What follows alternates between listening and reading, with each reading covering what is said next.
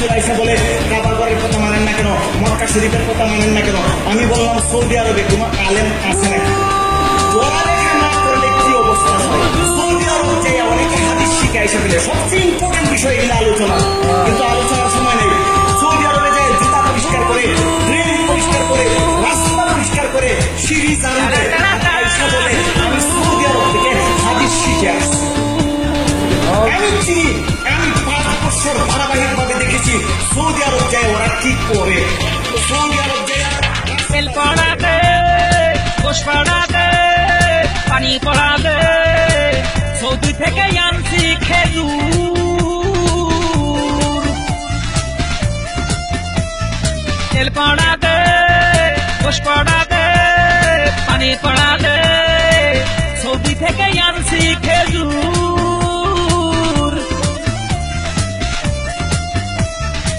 ও হুজুর, তেড়া তেড়া তেড়া হুজুর।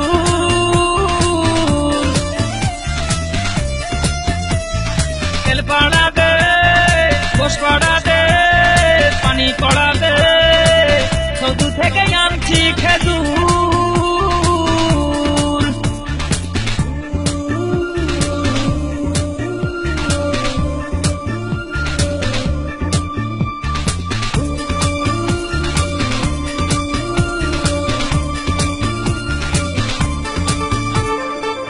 মাজাতে ব্যথা রে, মাজাতে ব্যথা, আমাকে বাঁচা তুই, আমাকে বাঁচা। মাজাতে ব্যথা রে, মাজাতে ব্যথা, আমাকে বাঁচা তুই, আমাকে বাঁচা। রাত দিন খালি মাথা ঘোরে, দেখো না দেখো না, দেখো না দেখো না, দেখো না শরীরটা কেমন। তেল পড়া দে, গোশ পড়া দে, পানি পড়া দে, সৌদি থেকে আনছি খেজুর। তেল পড়া দে, গোশ পড়া দে, পানি পড়া দে, সৌদি থেকে আনছি খেজুর।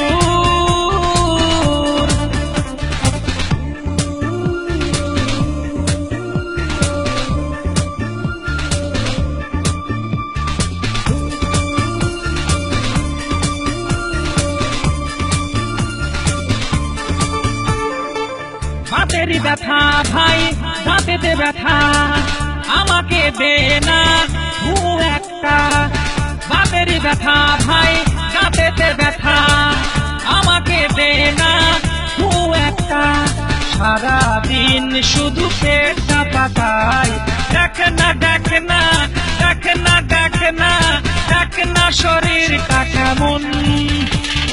তেল পড়া দে, গোশ পড়া দে, পানি পড়া দে, সৌদি থেকে আনছি খেজুর। তেল পড়া দে, গোশ পড়া দে, পানি পড়া দে, সৌদি থেকে আনছি খেজুর।